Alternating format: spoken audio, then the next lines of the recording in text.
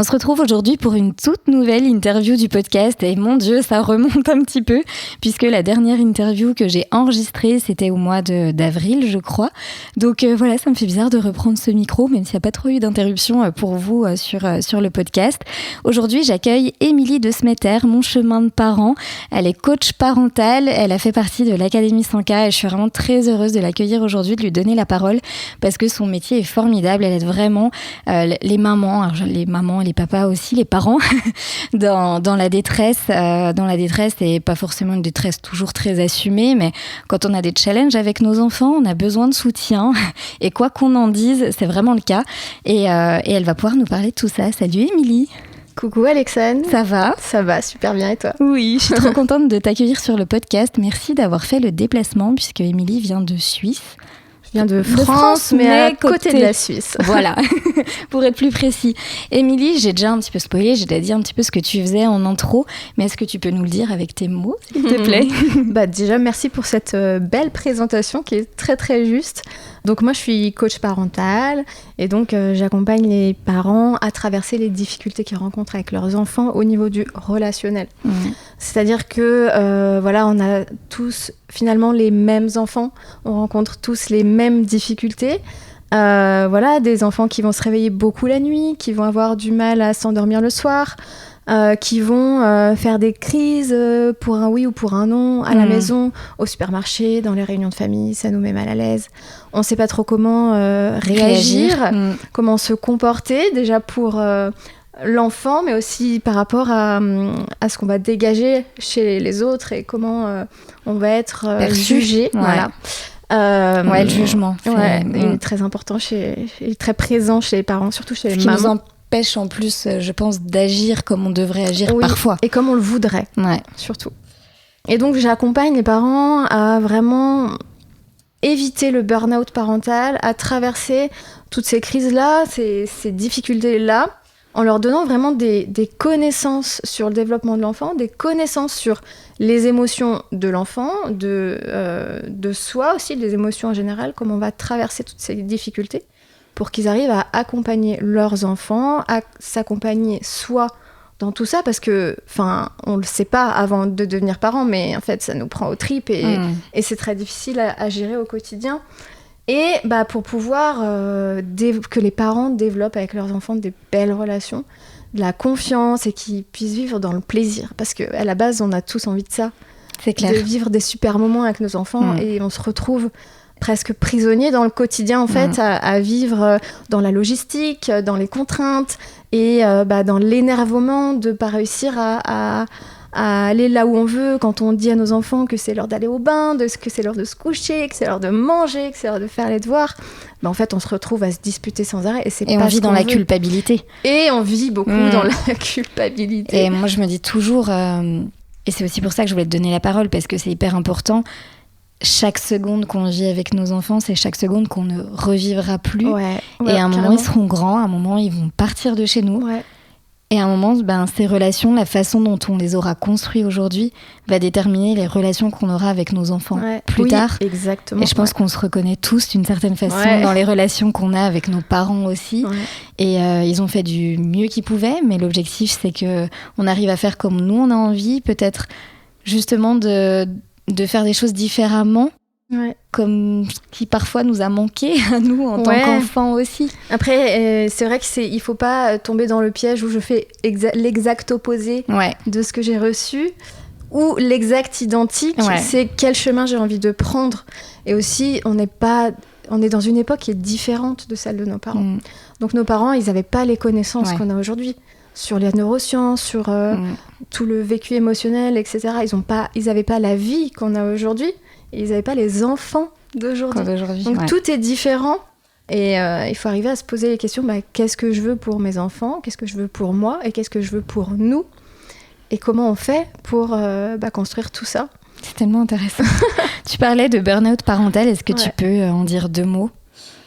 C'est quoi le burn-out parental et quand est-ce qu'on frôle le burn-out parental et quand est-ce qu'il faut réagir, quoi ? Le burn-out parental, c'est quand on n'a plus la force de ne rien faire, quand on n'arrive plus à prendre du plaisir avec ses enfants, ou vraiment tout devient un calvaire en fait, qu'on n'arrive plus à se lever pour s'occuper d'eux, à prendre les choses en main et que tout devient une surcharge et vraiment il y a plus l'envie en fait.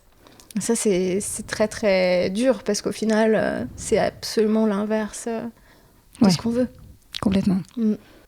Et on a beaucoup d'entrepreneurs, majoritairement des femmes entrepreneurs qui nous écoutent sur ce podcast.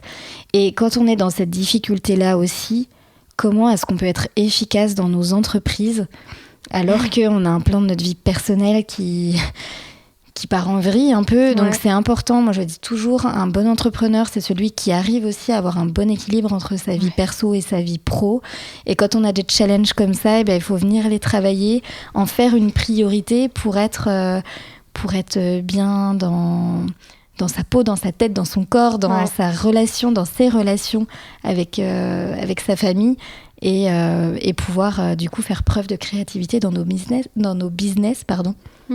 Ouais. Et les relations, c'est hyper important parce qu'on a besoin des bonnes relations pour avancer. On sait qu'avoir des bonnes relations avec les adultes, avec les amis, la famille et tout, ça va nous aider à se sentir bien, à être heureux. Et la relation avec nos enfants, mais c'est pareil en fait. C'est pas juste un parent qui va dire à son enfant tu dois faire comme ça, tu dois faire ci. En fait, il y a vraiment une relation, c'est des échanges. Et voilà, on est deux. Sauf que l'adulte, il a plus les capacités de dire à l'enfant, de le guider. Et voilà, il est là vraiment pour l'éduquer, lui apprendre des choses. Mais il y a quand même cette relation qui se fait ensemble, quoi.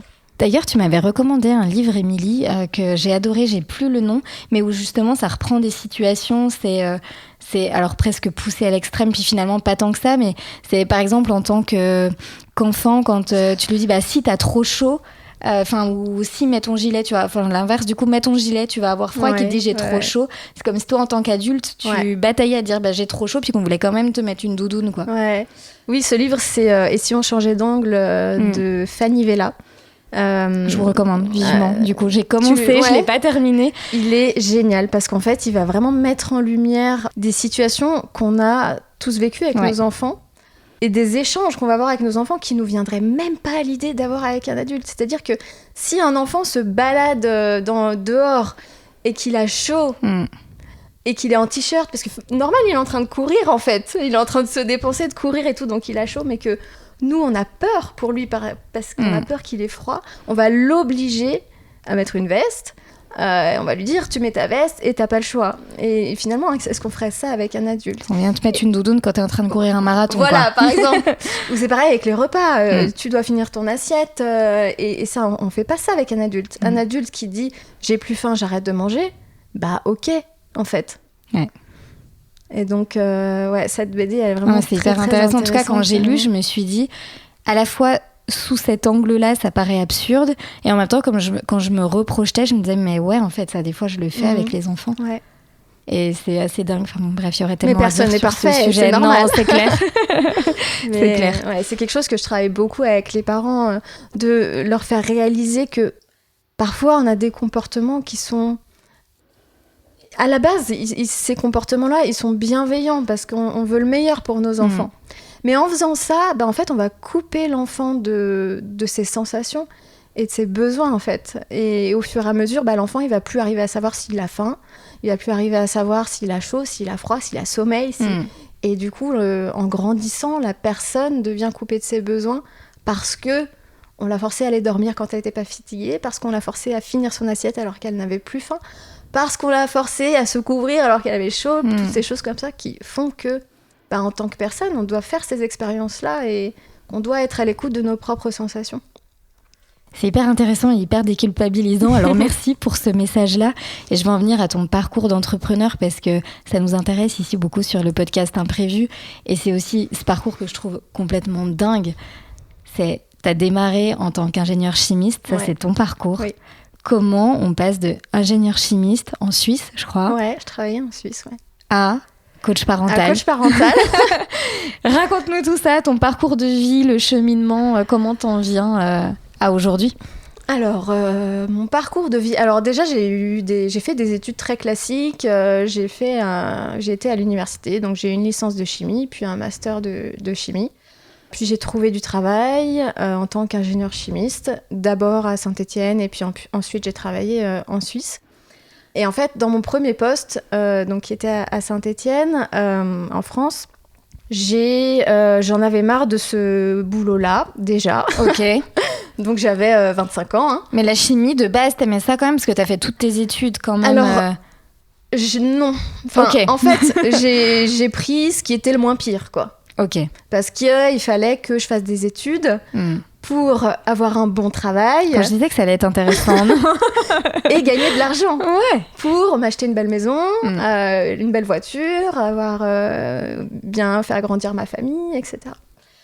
Donc au bout de 2 ans dans cette entreprise, je me sentais pas très bien déjà dans l'entreprise.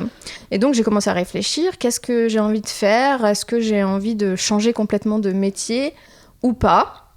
Et j'avais envie vraiment de créer quelque chose à moi en fait. Parce que je me rendais compte que travailler pour les entreprises, moi je venais, je faisais mon travail. Et puis voilà, mais j'étais pas portée en fait par rien du tout. T'as pas l'envie de te lever le matin, de te dire trop chouette, je vais au boulot, quoi. Ouais, j'allais prendre mon salaire, quoi. Donc je me pose cette question, mais je commence quand même à chercher des offres dans le domaine de la chimie. Il se trouve que j'en trouve une qui correspond exactement... Enfin, j'avais l'impression que c'était ma description. Hein. Vraiment, okay. C'était... Donc je postule à cette offre. J'ai un entretien et je suis prise. Donc en fait, finalement, j'ai pas eu le temps de me poser la question. Mais j'avais quand même ça dans la tête en me disant, est-ce que je commence déjà une reconversion professionnelle à 25 ans ? J'aimerais travailler pour moi, mais je ne sais pas quoi faire. Finalement, je trouve cette offre, je postule, je suis prise, donc c'est parti, quoi, j'y vais. En Suisse, donc, il se passe à peu près 1 an et demi, puis je commence à m'ennuyer, en fait. Je me dis, je vais faire ça toute ma vie, quoi. Ok. Donc là, je me dis, j'ai vraiment besoin de me sentir utile. Et la première chose que j'ai envie de faire pour me sentir utile, c'est d'avoir un bébé. Donc on en discute avec mon conjoint et ok, on se lance. Je tombe enceinte très facilement, une grande chance. Puis mon fils naît en 2016 et j'ai un bébé extrêmement facile. Donc tout est très facile. Tout roule. Tout roule. Je ne me pose aucune question. Il dort bien. Il mange bien, il est souriant, il pleure pas beaucoup. Franchement, j'ai vécu une première année avec lui sur un nuage, quoi. Quand on me disait le postpartum est difficile... Tu comprenais pas. Ouais, de quoi on me parle. Franchement, ça va, quoi. Quelque chose me dit que la suite n'était pas tout à fait pareil. Pas tellement. Donc, ce bébé très facile, je retourne au travail. J'ai pas trop envie d'y retourner. Suisse. Ouais. J'ai pas tellement envie de reprendre, j'ai envie de rester avec lui quand même et tout, mais je me dis c'est comme ça, tu vois, je me pose pas de questions. C'est comme ça, le congé maternité se termine, je retourne travailler, il se passe quelques mois, et puis au bout de... Voilà, quand mon fils a 18 mois, on se dit, est-ce qu'on ferait pas un deuxième ? Donc on fait le deuxième, je tombe tout de suite enceinte, très rapidement, donc j'ai pas trop le temps de me poser de questions, ça avance. Et donc ma fille naît donc en 2018. Mon fils a 2 ans. Donc déjà, je vis une grossesse assez difficile. Pas dangereuse, mais difficile pour moi. La première, ça avait été. Elle avait été aussi difficile, mais je l'avais bien vécue. Ok. J'ai eu plein de problèmes pendant les 2 grossesses, mais c'est vrai que la deuxième, je l'avais pas très bien vécue parce que j'étais très fatiguée. On sait ce que c'est une deuxième grossesse avec un premier devant qui a 1 an et demi. Ouais, voilà. C'était difficile. Mais donc ma fille naît et là c'est un bébé mais l'opposé. Elle est mais c'est presque invivable en fait. Ok. Elle pleure tout le temps. Elle est tout le temps dans mes bras. Je ne peux pas dormir si elle n'est pas collée à moi, jour et nuit. Mon fils a 2 ans et en fait, il commence à être dans cette étape de développement qu'on appelle très bien le terrible two.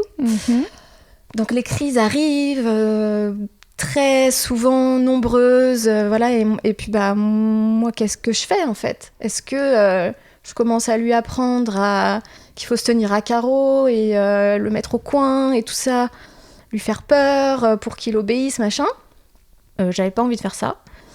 Et avec ma fille, qu'est-ce que je fais parce que voilà, on me dit que je vais en faire un bébé à bras. On me dit qu'il faut que je la laisse pleurer. On me dit que je ne dois pas dormir avec elle. Et en fait, moi, je fais absolument tout l'inverse. Parce que je sens vraiment que c'est ça qu'il faut que je fasse. Et je crois même savoir que tu t'opposes aussi à la vie familiale qui te dit non, effectivement, enfin les avis viennent aussi de l'entourage. J'entends autour de moi que ça choque en fait. Qu'elle soit tout le temps collée à moi, qu'elle dorme avec nous, qu'on a changé de lit pour pouvoir dormir avec elle, donc on a acheté un lit de 180 pour qu'elle puisse dormir entre nous. Donc c'est vrai que beaucoup de jugements, on me le disait pas ouvertement, mais moi je le sentais en fait. Ouais, je sentais que ça allait pas quoi. Et en plus, voilà, mon fils à côté de ça, je voulais pas le punir, je voulais pas aller à l'encontre de tout ça. Et donc c'est vrai que je sentais beaucoup. C'était dur à vivre en fait.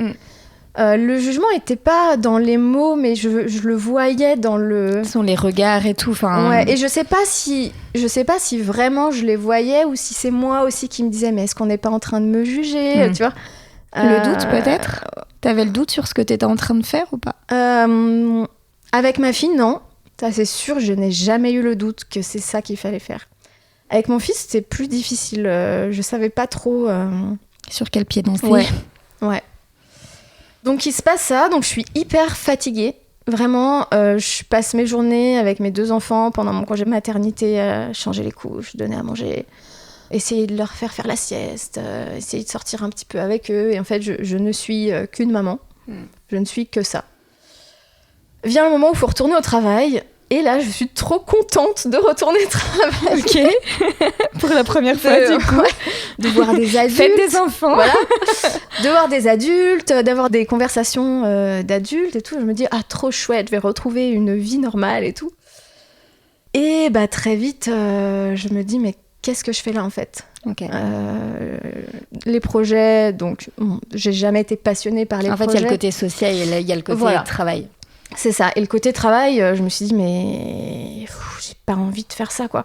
Et puis, je me rends compte que c'est aussi, en fait, au final, à l'opposé de mes valeurs. Je faisais de la chimie, donc c'était très polluant. Je travaillais pour des entreprises un peu du luxe et tout ça, et j'avais l'impression d'être un endroit qui ne me convenait pas, en fait. Donc, j'ai encore une fois eu ce sentiment de ne pas être utile, en fait.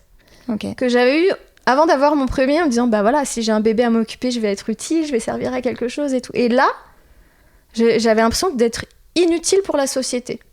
Ok. Et donc comment ça se passe l'après ça? Et donc l'après prise de conscience que je sais pas si j'avais vraiment mis ces mots là dessus, mais en tout cas il se passe que voilà, mes enfants grandissent un petit peu. Ma fille elle arrive à 1 an et demi, mon fils 3 ans à peu près, et en fait forcément ils sont tout le temps malades à cet âge là.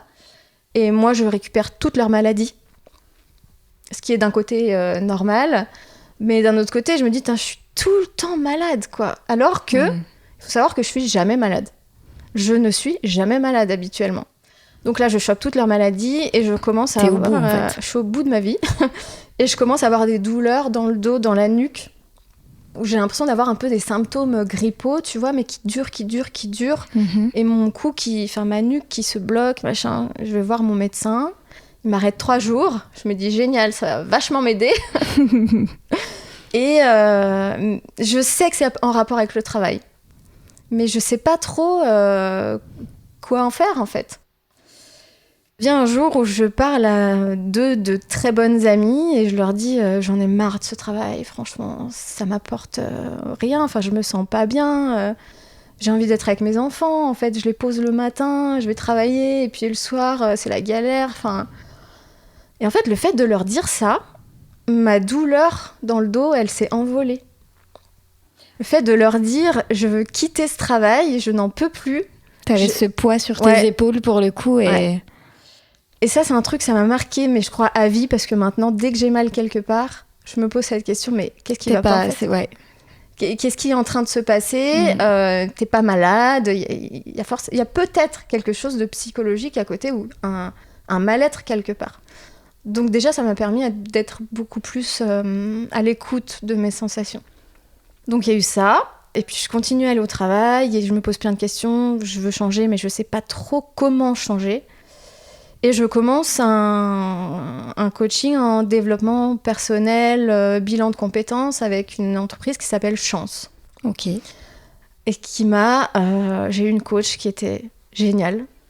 Et grâce à elle, au bout de 2 ou 3 séances, je lui dis je vais démissionner de ce travail. Je sais pas trop quand, mais je vais le faire, j'en suis sûre. Le lendemain, j'arrive au travail. Je me dis, mais en fait, pourquoi attendre ? Bah, je m'en vais. Donc j'ai rédigé ma lettre de... Incroyable. Enfin, je sais plus si j'ai rédigé une lettre, mais T'aimes en tout bien cas... pas trop te poser de questions, pour le coup. Non, et en fait, il y avait ce truc où vraiment, je ne me voyais pas rester 30 ans à faire ce même travail qui ne me plaît pas, à devenir une personne aigrie, qui râle. Et j'avais envie de montrer à mes enfants qu'on avait le choix dans la vie, en fait. Même si c'est dur. Donc, je dis tout le temps, faites des choix difficiles. Vous aurez une vie facile. Faites des choix faciles, vous aurez une vie difficile. Ouais, c'était pas facile. Ouais. Donc, j'en parle à ma chef qui comprend pas. Et je leur dis la vérité. Je leur dis, voilà, moi, ce travail, il me plaît plus. J'ai envie et besoin d'autre chose. Je n'ai rien contre l'entreprise. Vraiment, je me sens bien dans cette entreprise, mais ce travail-là ne me va plus. Et en fait, ils me licencient pour que je puisse avoir le chômage. Okay. Ils sont hyper compréhensifs. Alors, cool de jouer le jeu parce que j'en ai eu des invités sur le podcast. On a beaucoup de fois abordé ce sujet. Ça me rend dingue quand je vois qu'il y a des entreprises qui ne jouent pas le jeu, en fait, qui mettent des bâtons dans les roues aux personnes qui veulent réinventer leur avenir, qui ont le courage, qui veulent pas juste bénéficier du chômage pour bénéficier du chômage, mais qui veulent vraiment avoir cette opportunité d'avoir le temps de mettre en place un projet, que ce soit entrepreneurial ou pas, ou une reconversion. Donc, merci aux entreprises qui jouent le jeu, vraiment. Non, franchement, ça a été un énorme soulagement pour moi, déjà qu'ils ne m'en veuillent pas, parce qu'ils ont été vraiment cool jusqu'au bout et qu'ils me laissent la possibilité d'avoir ce chômage pour pouvoir me retourner et tout. Donc, vraiment, merci à eux. C'était vraiment un beau cadeau, en fait. Et qu'est-ce qu'on fait de ce chômage ? Et qu'est-ce qu'on fait de ce chômage ? On en fait qu'il y a le Covid. On est bien niveau timing.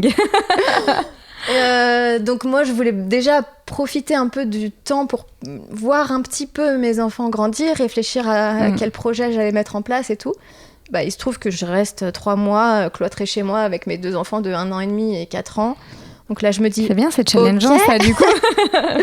Ok, je ne veux pas être juste une maman. C'est pas possible. C'est hors de question. C'est trop prenant, c'est trop difficile, en fait. Et puis, on a besoin de s'épanouir aussi en tant que personne, en tant qu'être humain, en tant que femme. Moi, je pense toujours à nos grands-mères, notamment, qui étaient beaucoup des mères au foyer.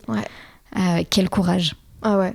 Quel courage. C'est clair. Parce que moi, je l'ai fait quelques mois, quelques années, le temps de me remettre dans le bain. On a eu à le faire un peu, alors en plus à 2, avec Charlie. Donc moi, j'ai de la chance qu'on soit tous les 2, mais avec Margot, sur ses premiers mois de vie, quand on a commencé à découvrir son asthme et qu'elle pouvait pas être gardée. Et vraiment, je me suis dit que être mère au foyer, c'était pas pour moi, c'était trop difficile et qu'on avait besoin d'avoir ces doubles vies, en fait, finalement. C'est clair. Vie de maman et vie d'entrepreneur ou autre, mais en tout cas, je te rejoins. On reste sur cette ambivalence avec quand je suis tout le temps avec eux, j'ai besoin de m'épanouir ailleurs, et quand je suis ailleurs, j'ai besoin d'être avec eux. Et à la fois, on peut pas être... C'est la problématique aussi quand on est tout le temps avec nos enfants, on ne peut pas être 100% disponible tout le temps. Non. Et qu'un enfant... quand il est avec ses parents, veut qu'il soit disponible tout le temps. Et c'est dur d'être disponible tout le temps pour les autres, même si c'est pour nos enfants. C'est impossible, de toute façon. Donc, du coup, c'était pas pour toi d'être maman en permanence, etc. Non, c'était pas pour moi. Ça, c'était hors de question. Donc j'ai continué ce coaching avec Chance. Je suis allée au bout et ce qui est arrivé, c'est que je voulais j'étais quelqu'un d'indépendante, que j'avais besoin de créer mon entreprise. Et ce qui se passe, c'est que je vois toutes mes difficultés de maman. Je vois à quel point c'est difficile d'être en même temps aux petits soins pour ses enfants et en même temps bien le vivre soi-même. C'est juste hyper dur. Et autour de moi, mes amis, mes sœurs deviennent mamans aussi. Elles vivent la même chose. Et elles me parlent de leurs difficultés, elles me parlent de leurs problèmes et tout. Et moi, j'aime qu'elles m'en parlent, en fait. Et puis, je me rends compte qu'on arrive dans cette vie de parents, de maman, et qu'en fait, on nous a rien appris.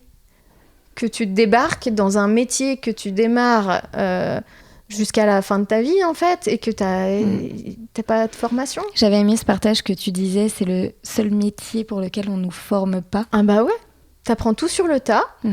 Et non seulement de tout apprendre sur le tas, donc tu fais plein d'erreurs, mais c'est normal. Et ben en fait, quand tu fais des erreurs, on va te pointer du doigt. Et si tu fais les choses différemment des autres, on va aussi te pointer du doigt. Et quoi que tu fasses, ben on va te pointer du doigt, en fait. Et on reçoit des conseils des uns parce que, voilà, un tel a fait quelque chose et ça a bien fonctionné avec son enfant. Donc il va te dire, ah bah ouais, mais vas-y, essaye ça. Puis toi, tu vas essayer et puis tu te rends compte que ça marche pas du tout. Ou alors que c'est complètement à l'encontre de ce que tu as envie de faire. Donc, je me dis, ok, moi, ce que je veux, c'est accompagner les parents, en fait. Je veux que les parents soient soutenus dans cette difficulté-là et qu'ils aient des vraies informations. Pas juste la tante, la grand-mère, l'amie qui te dit, fais comme ci, fais comme ça. Mais vraiment que tu te construises, toi, dans ce que tu as envie de faire avec des informations réelles.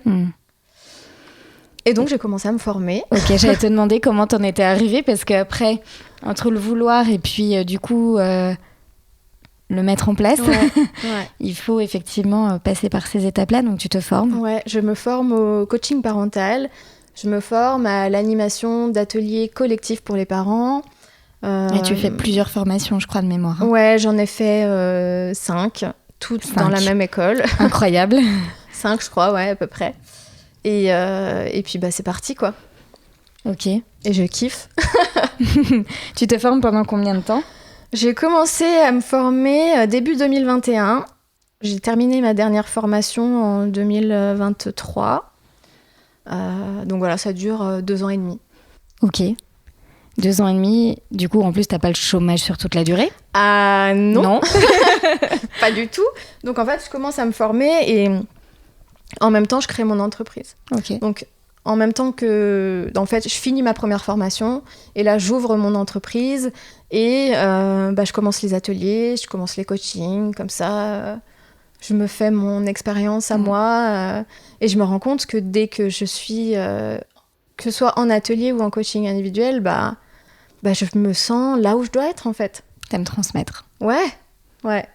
C'est beau. Et du coup, cette sensation que j'avais quand j'allais à ce travail où je me disais qu'est-ce que je fais là, pourquoi je suis là, en fait, là, je l'ai pas. Je sais pourquoi je suis là. Je sais ce que je fais, je sais ce que j'apporte aux gens et c'est trop bien, quoi. Et c'est là que, clairement, la passion et l'envie sont indispensables parce qu'il faut faire face au challenge d'être entrepreneur, en fait. Tu me disais tout à l'heure en off que, justement, tu avais vécu un premier down après la création de ton entreprise. Finalement, tu peux nous en dire plus ? Ouais, parce que quand on crée son entreprise... Alors, il faut savoir que je me suis lancée là-dedans à l'aveugle. Donc, en fait, je me suis dit, voilà... 98% des entrepreneurs. Je me suis dit, je vais créer mon entreprise, je me forme, et une fois que je serai formée, c'est bon, quoi. C'est parti. Donc, ça se passe pas comme ça, en fait. Du coup, je fais mon site internet, je le fais moi-même. Il vaut ce qu'il vaut, mais j'en étais très fière. Et puis, on me dit, voilà, il faut que tu crées un compte Instagram, que tu fasses une page Facebook. C'est ce que je fais quelques posts, machin. Et en fait, il se passe rien, quoi.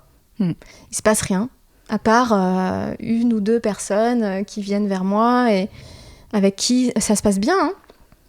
Mais en fait, à part ça, personne ne vient à moi. Et là, je me dis, comment je vais faire, en fait ?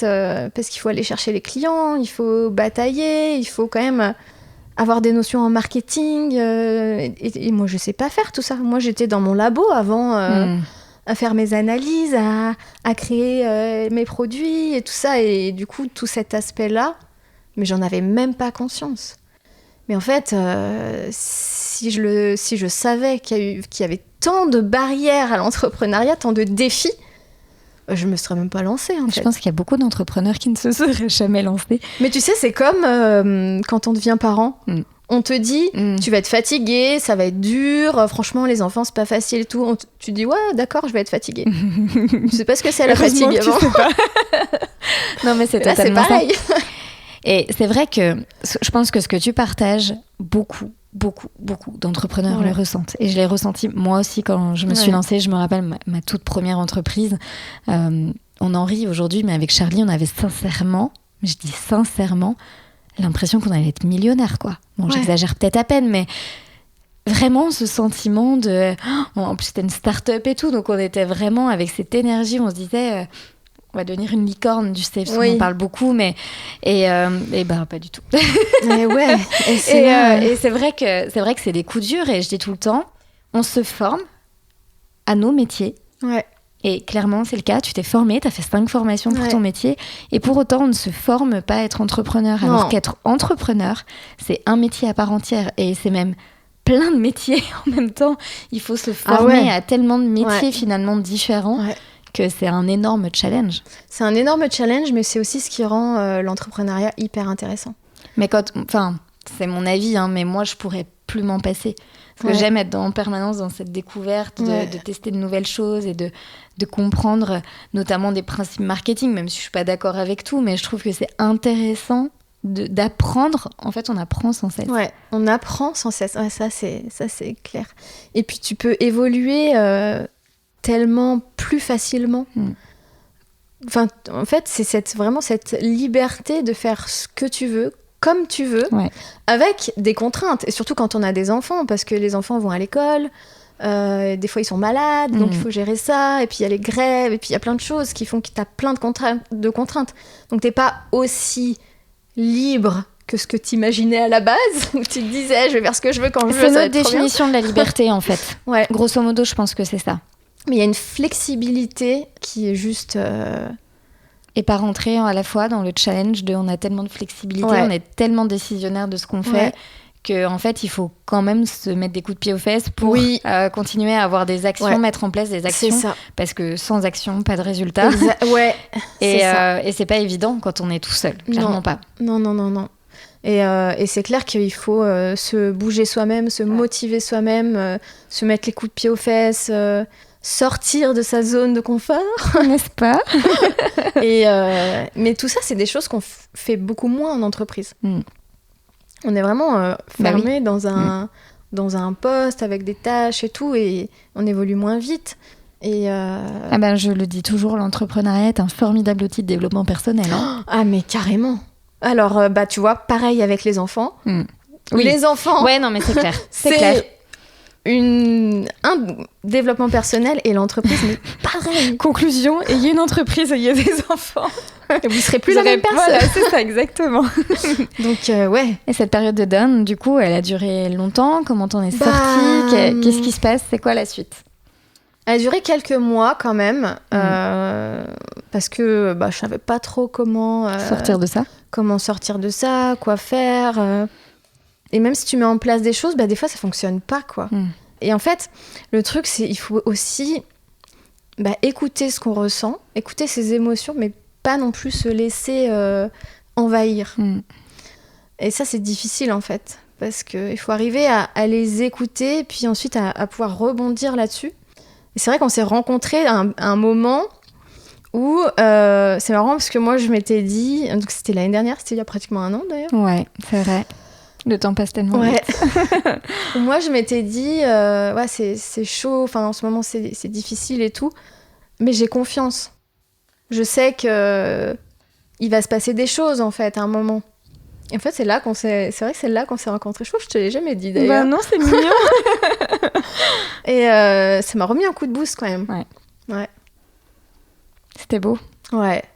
T'as passé des bons moments. Ouais, carrément. Comment t'as rebondi? Bah écoute, moi je le sais. Avec l'Académie 100K, voilà, on trouve une coach formidable. Oh, t'es chou. Je on n'est pas là pour faire une promo 100% Académie 100K, mais et plus du cheminement aussi qui s'est passé. Je t'ai challengée sur énormément de choses. Sur tellement de choses. Oui. Mais j'en avais besoin, tu vois, t'es arrivée au bon moment. Et puis ce groupe, vraiment, avec les autres femmes de l'Académie, où il y a vraiment un soutien, une sororité, c'est un mot que j'aime beaucoup. On vit toutes les mêmes choses et on s'entraide. On a toutes les mêmes croyances limitantes. Ça, c'est vraiment un truc de dingue quand même. Enfin, c'était aussi pour ça, vraiment, la volonté d'accompagner les femmes. C'est que je sais que qu'entre nous, pour le coup, on ressent les mêmes choses, les mêmes croyances de « je suis pas assez, j'en fais pas assez ». Enfin, ça revient tout le temps, tout le temps. Ouais. La confiance, de pas oser, de pas oser briller, de pas oser être soi, de pas oser avoir des ambitions. Mais mon Dieu, on vit tout ça, quoi. Ouais. Mais les choses changent. Oui. Bah oui. Maintenant, j'ai les bons outils, le bon mindset et j'arrive à avancer et à rebondir dans les coups durs parce que de toute façon, il y en a encore. Et il y en aura toujours. Et il y en aura toujours. Mais en fait, là où je sens que j'évolue dans l'entrepreneuriat, c'est que je les laisse plus venir. Pour ça aussi, peut-être que le dernier était un peu moins long, on va dire. Je le laisse venir, je le laisse passer, je le laisse presque me traverser, en fait. Mais l'acceptation, en fait, ça sert à rien d'être en lutte. Ouais. De mettre un bouclier devant et lutter en permanence. Il est beaucoup plus dur à traverser comme ça qu'en étant effectivement dans l'acceptation et de se dire « Ok, là, ça va pas. J'accepte que ça va pas. » Ouais. Et tu vois, je fais encore le parallèle avec les parents, parce que je le fais tout le temps. J'étais en train d'y penser parce en que plus. Souvent, surtout les mamans quand même, elles ne veulent pas être en colère, elles ne veulent pas montrer qu'elles sont en colère à leurs enfants, extérioriser leur colère et tout, parce que on leur a dit dans l'éducation positive à la base que c'était mal. Mais en fait, à un moment, t'es en colère, quoi, t'as le droit. On a tous des émotions. D'ailleurs, les enfants ont des émotions et leur montrer qu'on n'en a pas, c'est, à mon sens, pas une bonne chose. Non. Bah oui, c'est sûr. On est tous des êtres humains avec nos forces et nos fragilités. Et après, on est dans une société qui nous force à ne pas montrer nos émotions. À être que tout va bien et puis que même quand ça va pas, bah faut pas trop le dire, quoi. Donc, mais ça change. Et aujourd'hui, quand ça va pas, on peut le dire même à nos enfants. Alors bien sûr, faut pas leur faire porter le poids, etc. Mais ils ont le droit de savoir qu'on est des humains. C'est comme toujours une question d'équilibre, en fait. Ouais, exactement, ouais. Et puis, si on s'autorise nous-mêmes à vivre ces émotions, à les traverser, à les accepter, bah, les enfants arrivent aussi à les accepter, les traverser, etc. Ils le font de manière beaucoup plus violente parce que ce sont des enfants.